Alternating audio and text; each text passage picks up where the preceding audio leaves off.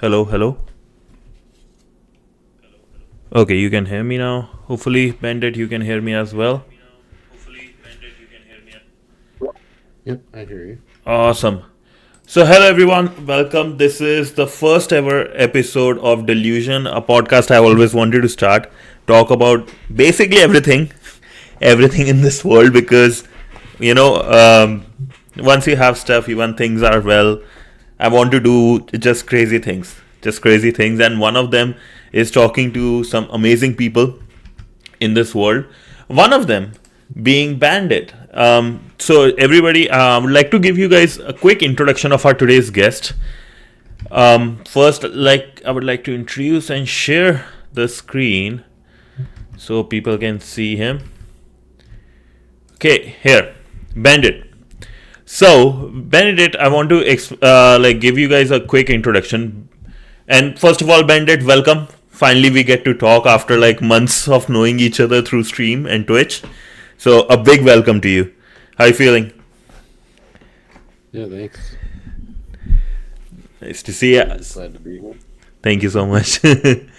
I want to share certain things with everyone as I was writing like the script and how things will go with this podcast, right? I was kind of getting emotional. It was like around 1 a.m. at night. I was thinking about this. I was so excited. And I wrote something, right? I was just thinking about these things like, and big reason, right? When I started streaming or the social media journey, I thought, what would be success like? What is the definition of success? And I'm glad to say I was wrong about this definition, right? Because like as a success, when people think who is a successful streamer, they think about, oh, the person making a lot of money, being their own boss, having the ad revenue going, right, generating millions every year, right? And I was thinking the same, but I was wrong in a very good way, because the thing was that actually in last couple of months, right, because I started my streaming journey with Hackers Pub or Censored Hacker on YouTube, was in December 1st. And the thing that actually motivated me the most is people like you, like basically you guys, the whole everyone in the community who show me love and affection and show me that I'm not alone in this journey and this hardship and are ready to support me. So a big thanks to you. And like the best part about this streaming journey has been not the money, but like actually talking to great people like you. There is Panda, Stimulus, Camby, Hyperion, and a lot of other people, right? And junior coder, like juniors who are like people who are younger than me, some who are like more experienced, like you. So that makes the journey for me, right? And I feel like very happy I get to talk to you, and with this I'm able to share your experience with everyone. So thank you so much for coming, and yeah, hopefully you're ready for a bunch of questions by me. Yeah, no problem. See, let me make sure. Can you say something so I can make sure you other people can hear you? Yeah, testing. Okay, sounds good. Hopefully everyone can hear it. Please give a thumbs up if you guys can hear it. And with that being said, welcome. With all the emotions put aside now, welcome to Delusion, episode 1, Feed Hackers and Friends, and our big special guest, Bannedit. Probably like one of the best people I could have invited for episode 1. So if people who don't know who Bandit is aka David Rood. He has 2 decades of experience in cybersecurity industry with multiple contributions made to the one of the best hacking tool out there called Metasploit. And I would like to share something quickly with everyone. So I'll go here. So here, if you go on GitHub and search our guy Bandit, okay, one sec. I should have logged in before, right? Would have been. So this is Bannedit, right? Guy has some really interesting projects all the time going on, and I was kind of like stalking him, I guess, almost when I was looking through his profile. Went into 2011, and guess what you guys see here? Metasploit. It's under Rapid 7 right now, but one of the best hacking tools out there in the world, used by many, and even it's such a good tool that the owner or the creator of this tool went to jail for making this. That's how good the tool was, and that's the level of people I'm talking to today with bannedit. And so bannedit, with that interesting like start and introduction to Metasploit to whoever is new, can you tell us a bit about yourself and what you do? Yeah, sure. Um, so I'm David Rude, probably better well known as Bandit. I've been in the security industry for about 20 years now. Primarily, my focus has been on vulnerability research and exploit development. Um, I would say I'm most well known for my work at Metasploit, which was quite a while ago, but lots of exploits, lots of auxiliary modules and host modules, and the big one that everybody really knows is MSF Venom. So I was the original author of MSF Venom when it came out originally. I'm also an avid war games player and CTF enthusiast, um, and I enjoy video games quite a bit. That's amazing. Which video games do you love the most? So I'm kind of an older person, so I kind of like Quake games, Quake 3, Quake Live. Hmm. I like Overwatch. I like Apex Legends, Nice. PUBG, Oh, those kind nice. of PUBG games. is fun. Mostly first-person shooter games. Nice, nice. I like PUBG too, man. That's some good COVID history there. That's how I spend my time.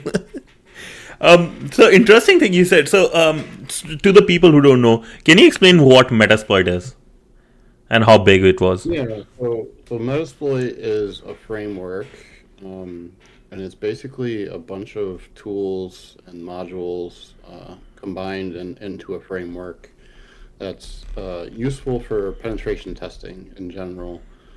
So they have things like exploits, they have auxiliary modules, Hello. not necessarily exploits, but more like information gathering Mm-hmm. type modules, where you can do like enumeration and like information gathering. And then there's also like post uh, modules, which are for post exploitation. So if you already have like a shell, Mm-hmm.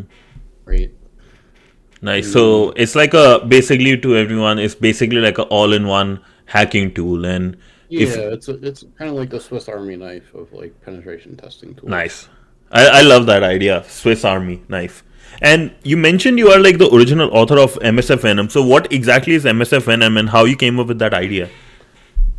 Well, I mean, the idea wasn't really mine as much as it was just something that was kind of in the pipeline at the time. So at the time, there was two tools, MSF payload and MSF encode.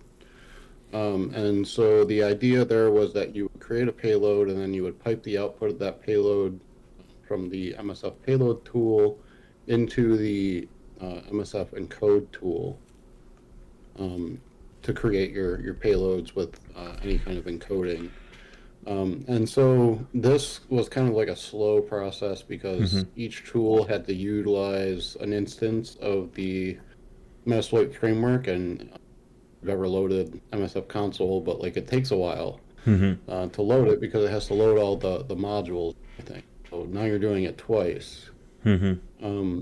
And so MSF Venom kind of came out of a necessity to make this more efficient and also just combine all this functionality into like one tool rather than having two. So it's just a better Nice. experience for users. I love it. Like, so basically making things efficient to a level that you can hack better, and you are like people Yeah, give. so it basically combines all the functionality of MSF payload and Mhm. MSF encode all into one tool. I love that. And you mentioned about war games. Like war games, aren't those the one where you are like basically hacking into each other's and like trying to stay put. Are those the ones, if I'm not wrong? So war games are more along the line.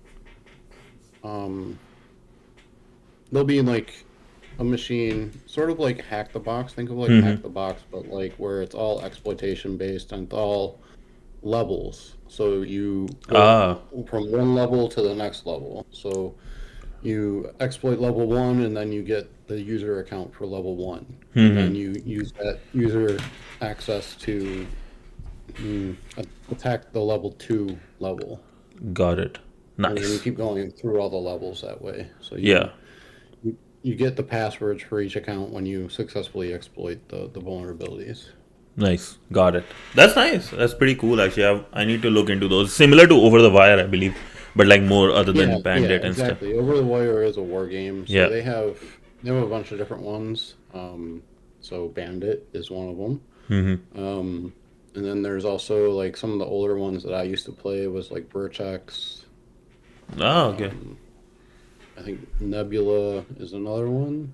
It's been a while since I've actually played on Over the Wire, but Mm-hmm. Over the Wire definitely has some good ones. Nice. That's amazing. I have to check these out, man. I'm just writing notes as we are going, so it's nice on how I can reach your level. So I'm getting all the parts and like bits pieces. Okay.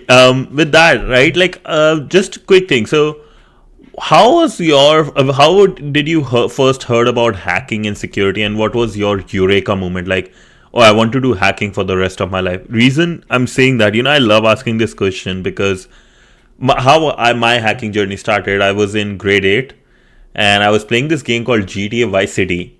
And there is like those codes you can type, cheat codes and stuff to increase your health or your money, like money you have and all those. So I was trying to Yeah. do that, and I typed something. I don't remember what, but the whole game ended in front of me. It was like watching a YouTube video with fast forward. I could see everything, how every single um, basically level was cleared, which was my kind of eureka moment. I was like, yo, what did I do right now? I want to do this for the rest of my life. And that was like in 8th grade. I was clear, no matter what I do right now, right? I have to do my ninth grade and all those things. Had no idea I will be in Canada, but I was like, I know I will end up in hacking. That's for sure. So what was your moments like? Yeah, so for me, I actually got started with computers like at a fairly young age. And I started programming probably around like 7 or 8 years old, like in BASIC, like back in the day. Mm-hmm. And that's kind of like how I got started with computers. But as far as like becoming interested in hacking in general, I'm not entirely sure what it was, but I remember um, just kind of like reading about hackers being able to do things like break into computers without login credentials, and I thought that was like pretty interesting. And it's like, how do you do that? So I kind of like dug into that, and Mm-hmm. you know, back then there wasn't a whole lot of information about exploitation and everything. So Oh, I bet. it took me a while, but like eventually, like I kind of like put all the pieces together and started learning about it. Nice. Um, the deeper I went, the more interested I got. So. I love that. I love that. That's actually how it's interesting, right? Because like in our days, we have so many tools. We have YouTube, we have try hack me, hack the box. But in your days, it would be like so much harder and so much harder to not only just do learn, but also explain your parents or anyone what you are doing. Like you can't just go and like, yeah, I'm a hacker, or like even today we can't just go and say, yeah, I'm an ethical hacker. People don't understand. But like back in those days, it would be even more worse. Yeah, so I mean, like the very first, I don't want to say it's the very first paper, but like the big paper about software vulnerabilities was FRAC issue 49, and it was called "Smashing the Stack for Fun and Profit." Issue for. And this was released in what was it? November 1996. Oh wow, I was not even born then. Yeah, so this is. I mean, back when I started, there wasn't a whole lot of information out there, and I think like a lot of it was just e-zines like Frack, and there was other ones out there at the time. There was Line Noise was another one. And then there was just stuff like Rhino 9, like these little hacker groups and things like that that were on IRC back in the day. And that Interesting. was kind of how you went about learning all this stuff. That's amazing. It's reminded me of the IRC. Like I was talking to what's his name, Golem Fund. I don't know if you know him, the original people OG of Shadow Brokers or Shadow Breakers. That's the name of the dark web groups. He mentioned, and I asked him like, "Hey, what is the best way to learn? Like with the knowledge and like talk to people." Similar idea like IRC, but like it's similar to IRC, but Signal and Telegram. Those were his answers. Like go to Telegram, find some good groups, and just get into it. That's where you will learn. Mm. And I think you're right. You're right. Like the methods. I think just the platforms have changed. The methods have not. Right. You still need to talk to people and learn from them. Yeah, there's definitely a lot of like groups out there that are focused on these areas these days. Like I think a lot of it has moved to Discord. There's a lot of Discord groups and everything as well. Oh yeah, 100%. It's interesting how Discord and like all these are doing such a big thing. This stuff, amazing. Yeah, it's all basically like replacing IRC the way it used to be. Yep. Okay, and now let's move to the next question, which I'm actually interested about, and I wanted like people to teach people like this thing from your example, right? That can you talk about your school or a college experience and like how that changed you? I'm Yeah, sorry. so I'm sorry to bring this so up. I learned a lot of my skills like early on. Like I said, like I started with computers pretty early. And a lot of what I know about security taught. I taught myself how to program in like various different languages like C, C++, assembly language, because I needed it for exploit development. Um, so I kind of self-taught myself a lot of that. Um, and back when I was going to school, none of this stuff was really taught. Um, you would have to go to college probably to like even learn like a language like C++ or assembly language. Back when I started. And even then, there was no real talk about like how to apply that stuff to, software security. There was no like education the way it is now, in terms of like security. Back when I was learning all this stuff, it was all computer science and computer engineering, and those courses are still there today, but there's no education like there is today where it's specifically focused on um, computer security or software security. Gotcha. So I actually went to college for about 1 year, and I wouldn't recommend, that you follow in my footsteps on this, but like I dropped out after the 1 year, primarily because I wasn't learning anything. I was going and I was um, going to these classes more or less just to kind of get the paper to say like, oh, I know this stuff. Yep. And I kind of felt like I already did know this stuff, so if I have to prove it to you, I'll prove it to you, but I don't need to, spend all this money on college. I already know all this stuff. Makes sense. Which is very I would interesting. definitely not recommend like following in my footsteps. I think the world's kind of changed a little bit these days. Um, I definitely think college education is a valuable thing. And there's definitely times when I wish, I hadn't dropped out of college, because not because I would learn a whole lot of things that I don't already know. It's more or less some of the things that I don't know that I would have learned through college, maybe not directly, but like indirectly, I Yeah. think. I 100% agree with you, especially the part where you mentioned like directly versus indirectly, because I feel, and I have talked to a bunch of people, right? and they mentioned that it's not at the university, like in the classes they learned specific thing or they did specific school project that helped them.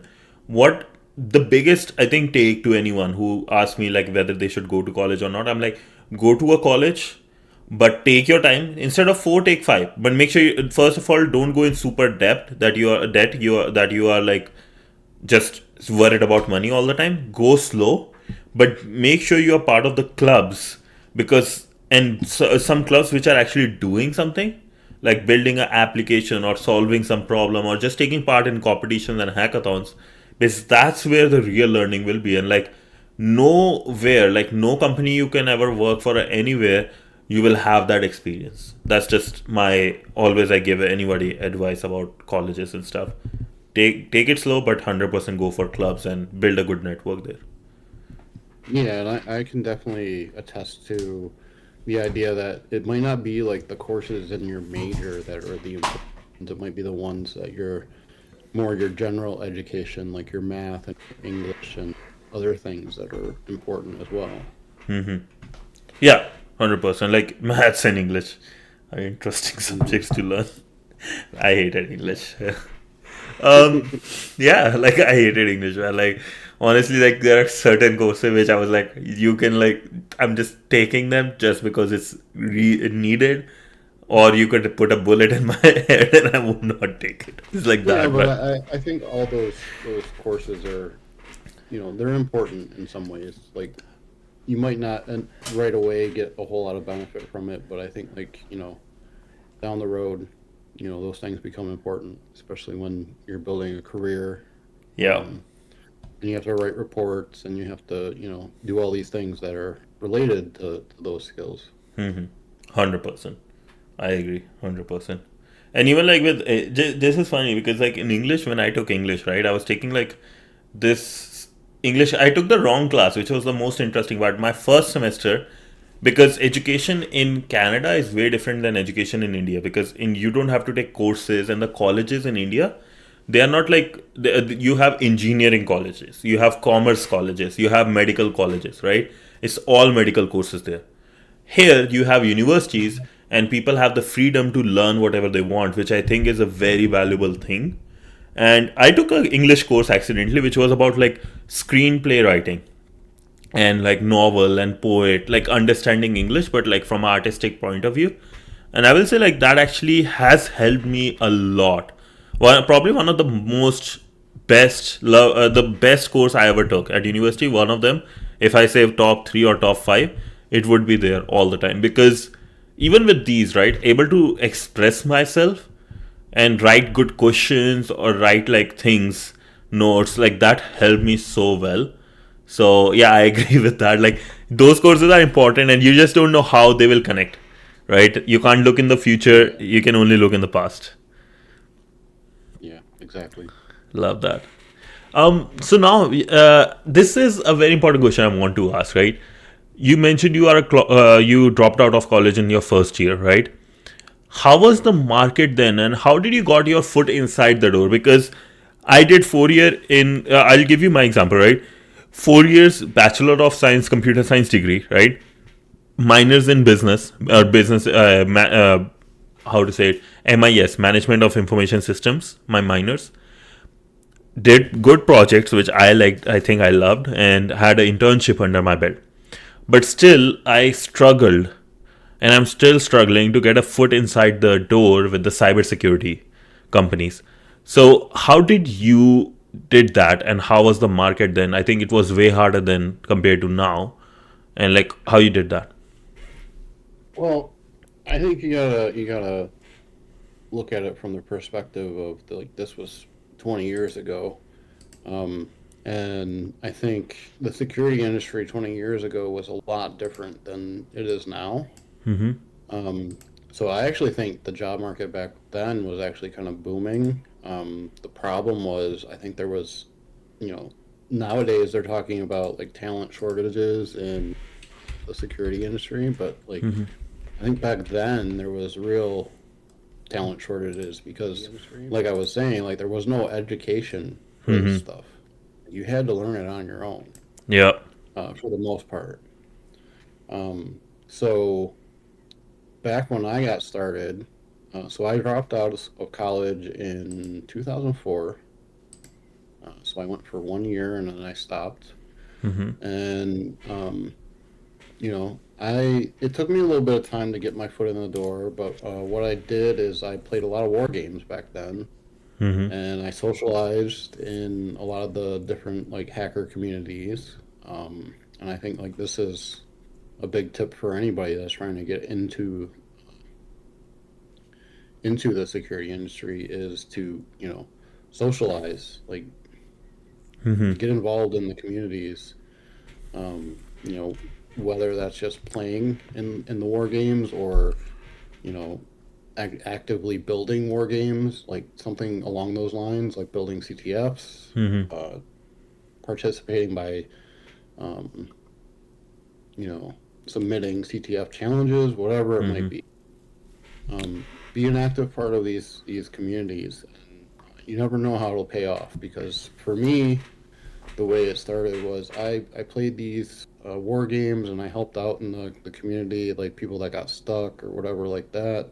They would ask questions and I would try to be as helpful as I could. And, Mm-hmm. eventually I got like pretty decent at war games. And so I hung out on the Over the Wire IRC channel back then. And it wasn't called Over the Wire back then, it was called Pull the Plug. Pull the plug. And it eventually got renamed to Over the Wire. Mm-hmm. But someone I knew from that community, they had a job opening, and they were asking if anybody was interested in it, and so I jumped at it. Nice. And I guess I got lucky. But I think there's a lot of benefit to networking and socializing, like in this industry, Love that. particularly. Love that. I think, yeah, and the best part I think about this industry is it's not like other industries where people are hiding their stuff or hiding their knowledge so other people don't get advantage. Here in hacking, we have like, yo, you need help? Let me help you and let me give you something extra tips, which I think like the best part about our cybersecurity community. I love. Yeah, I definitely think that there are some murky areas where like some people will hold on to things for a Mm-hmm. while before they'll share it. Um, but I think it's pretty rare. Yep. So yeah, I Yeah. think people are more than willing to like share their knowledge in this industry. Mm-hmm. Gotcha. Yeah, I agree. I agree, 100%. Now, like, so with that, right? Like, so as we are talking about college and everything, getting a job, right? Let's say if you are given a checklist, right? If you are given a chance, right? Let's say if you are given a chance to give a checklist to young Bennett, young David Rood, who is in high school or college as of today, right? And want to enter in the cybersecurity industry, what things will be part of that checklist? Um, well, I think the first thing is just like pick a subfield because the security industry itself is pretty large. Like when you Mm-hmm. say cybersecurity, like there's a lot of different things that fall under that term. You have the whole defensive side, you have Mm-hmm. offensive, and then under each one of those umbrellas, like a lot of different subfields. So I Yep. think you really have to pick like where your interests are. I Love think that's that. the very first thing. And then once you do pick that, you have to learn everything you can about it. Mm-hmm. Um, so I would also recommend, looking at job posts for like your dream job.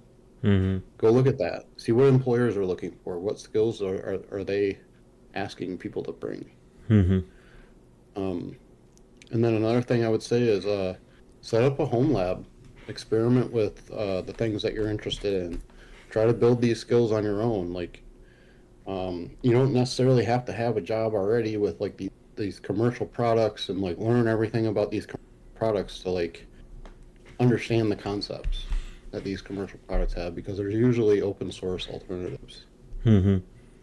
Yeah, I love that. Like building your own home labs. Like don't wait for the opportunities because majority of the things you will learn, you can just learn at home for like Not Yeah. even, I would say, And one I tenth of the think the price. concepts are more important than the actual like commercial product itself. Yeah. It's the products change, not the concepts. I love that.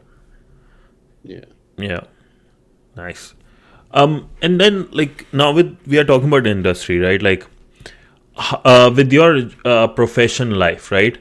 You have worked with like big players, like very very well reputed names in the industry, like Rapid 7, Metasploit, right? Dell, Xerox, Intuit, with your latest experience, and others. How is that like your professional journey has been with them, like the big players specifically?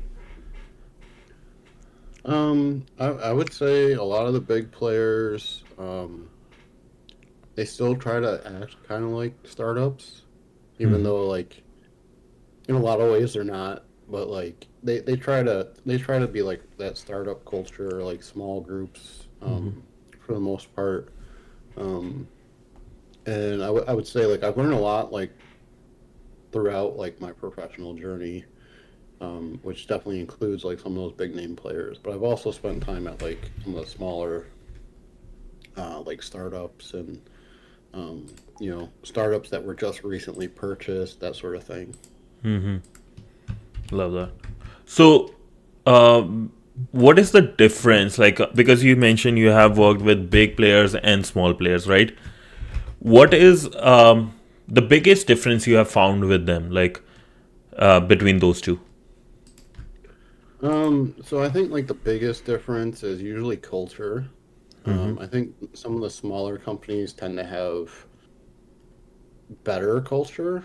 Um, it's hard for me to kind of quantify like why I feel that way, but I think like smaller companies tend to have like a bit more fun, focus on like team building, and that sort of thing. Whereas like when you get into like the bigger enterprise companies, like they're already so large, and like a lot of these teams, and they're you know not Everybody's everybody competing. knows each other very well and things like that, and it just changes the culture. And then a lot of times, like with these big enterprise companies, there's a lot of rules and there's a lot of like this is how we do things, and like a lot of red tape and everything to like do certain things that you would not have such a problem doing at like a smaller company. Interesting. And where do you find like more like because you worked both the places and with the current job market, right? As with remote work and all these things going on, person can like go both ways, right? They can learn things everywhere. So, according to you, what where you find more happiness and learning opportunities, and if somebody is going for or got a job offer from both the companies, medium, small, or let's say versus large, where they should go for? I think it kind of depends on your own ability to take risk. Like how risk evasive are you? Um, so I think me personally, I enjoy smaller companies. Like I said, like I think they have a better culture a lot of times, and I think it's just easier to kind of get things done when you need to. You don't have to go through kind of like the bureaucracy of like a bigger enterprise to like, you know, make the changes that you want to make sometimes. Yep, I love that. Um,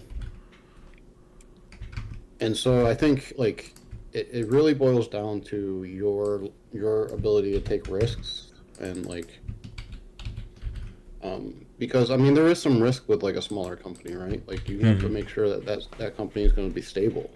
You might go in there, you might work for 6 months, and then they close the doors, and you don't know. Yeah, So I definitely recommend research about that company like beforehand, like how long have they been around? Do they have funding? Do they not have funding? Like, and if they're a small enough company and you're talking to executive level of that company when you're interviewing, yeah, ask them like, prove to me that this company is going to be stable. I actually had that experience before. Um, I was working at iDefense. Mm-hmm. And there was this small startup company, and they only had like, I want to say they had maybe like 10 employees. Mm-hmm. And I was interviewing with them, and I got a job offer, and I kind of like turned them down at first because I was like, I don't know, you guys are small, and they were actually in the process of like moving office. I see. And so like they were in this sort of like temporary office, plastic tables and things like that. And so like my impression of Costco. them at first was like not like really good, but then like I talked to the guy that I was interviewing with, the CTO, and he kind of you know answered all my questions and made me feel more comfortable about it, and so I went with it. Love that. I love that. Like, I think that there's the beautiful thing in that whole discussion is there is no harm in asking. I feel like that is one of the things I love about like questions. There is no harm in asking. Like, just ask the person. If they want to answer, they will say yeah. If they want to answer, they will give you the answer. If they don't, they will say, hey, no, I don't want to answer this. But at least you will not have regret that, hey, I didn't ask that question, and you can just go home peacefully. At least that will be the best thing. At least. Yeah. Another funny aspect of that story is that company that I went to work for, Yeah. they went and got acquired by Accenture, Oh, and okay. then Accenture went and acquired the company that I left for that company. Ah, that's amazing. So wherever you go, like a century is just coming back at you. Yeah. It was like my old colleagues and everything like ended up at the same job as me anyway. I love that. So they were like, "Hey, buddy, what's up?" They were pretty much like, "Yo, where did you go?" Love that. Love that. That's so fun. And let me ask you this another interesting question. I love. I was thinking very hardly about with cybersecurity, right? I believe because you have 2 decades of experience in this industry, right? With cybersecurity, I believe it is the best and the worst industry in some aspects, right? Pretty heavy aspects. Like best because it is like problem solving. It's like you are solving a puzzle every day, and it just keeps you going, right? And it's nothing. There is nothing like this because even when I've done my 8 hours of development job every day, and I'm done with a couple of other things. I'm still motivated to come solve a problem at the end of the day and do streaming. It's amazing, and the community we have. I'm so blessed that cybersecurity community is so good. Like with you guys, like you, there's so many good Discord channels, and another great part about cybersecurity is that you get to see the world from a different angle because you know so many more things which a layman doesn't, right? A common man doesn't. So you see the truth versus like the worst part because security is not any company's, I believe, priority. Like there is no company I can name which will be like, oh, security is our number one priority. It's always sales and development, right? So there are those two aspects. So how do you dealt with these ups and downs and these aspects over the last 2 decades? Um, so yeah, like I agree that the cybersecurity like industry itself like is amazing. Like there's a lot of amazing jobs and a lot of amazing like opportunities. There's a lot of things to learn, and like it's the kind of field where like the more you know, the better you are Mm-hmm. um, at what you do. Um, but I think over time, like the industry has changed a lot. I think when I first got started, it was worse than It than is today. kind of what you think even. Mm-hmm. So when I first got started, security industry was a lot smaller than it is now. Um, so I actually prior to this, I looked up a stat. DEF CON Yeah. back in 2006 had about 7,000 attendees. And Wow. since 2019, DEF CON has then had over 30,000 attendees. Amazing. So, I mean, just that alone kind of gives you an idea of like growth there has been like in the security industry in that short amount of time. Mm-hmm. Um, Thirty and I think thousand. like yeah, 30. over 30. It's like a university in itself at that point. Yeah. Amazing. So, and another thing to think about is just how many security conferences. Like there didn't used to be that many. Yeah. There's a lot more than there used to be. So definitely like the security industry as a whole. Yeah. Um, and so I think like back when I started, a lot of companies really didn't have an idea about it.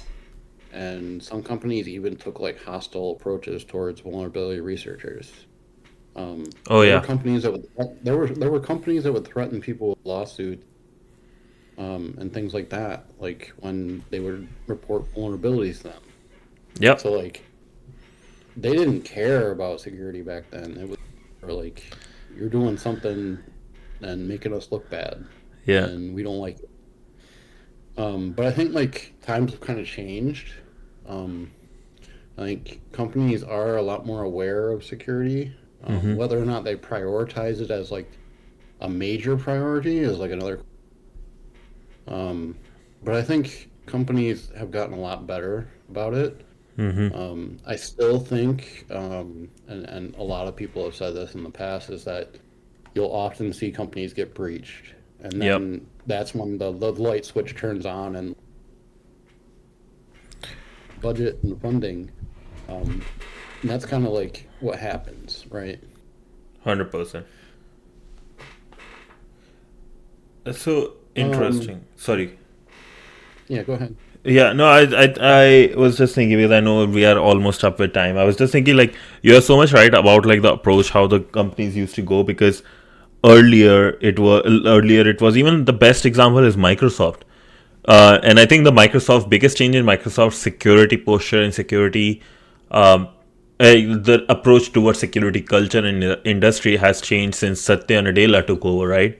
Because before that, Bill Gates and Steve both were like, we hate hackers who is trying to hack into our system. They hated open source too, but since Satya Nadella took off, like the Microsoft has reached its where it is now with like it's actually the world's most valuable company currently, beating Nvidia and Apple. Yeah, and so I think yeah, that's a good example, and I think Microsoft. I would say Microsoft is probably one of the leaders in terms of like exploit mitigations like these Hmm. days. Yeah. Um, they have a ton of attack surface in general, like in their software, but they have a lot of some of the best like exploit mitigations as well. Hmm. Yeah. And Big. I think once they get to a point where like they can balance like out the attack surface with the mitigations that they have, like they'll be in really good shape. Yeah.